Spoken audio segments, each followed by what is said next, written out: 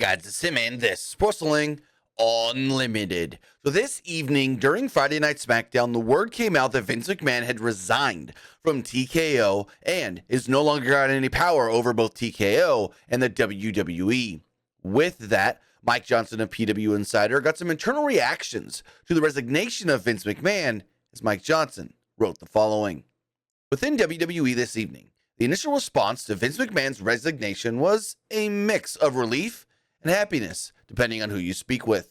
There are some that felt that McMahon got what was coming to him based on the allegations in the lawsuit filed by Janelle Grant. There was also a feeling that when Slim Jim paused their sponsorship, a deal that was worth a huge amount of money to the company, there were going to be additional dominoes that fell, and McMahon would have no choice but to unceremoniously exit at some point. But his resignation happened much faster than anyone in the company had expected, even earlier today.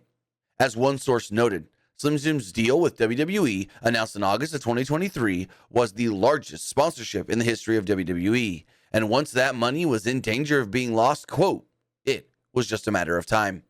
There are some who are glad that Vince is now distanced officially from the company, as he was, as one source commented, quote, a black cloud hanging over everything, even though he wasn't involved in anything. McMahon had been in charge of WWE Creative for some time, and his role in the company was more ceremonial than anything else at this juncture. Now, that has ended as well. There are some in the company hoping that this opens the door for Stephanie McMahon to return, although others we spoke to caution that it is not the same company that exited internally before Endeavor took over ownership, so how she might potentially fit back in would not be immediately known. There's also a belief, and depending on who you are, a concern, that Endeavor may sweep out anyone close to Vince McMahon and his remaining team in order to have a complete, quote, fresh start of the company going forward. There were employees who exited the company when Vince initially resigned, who returned when he forced his way back in.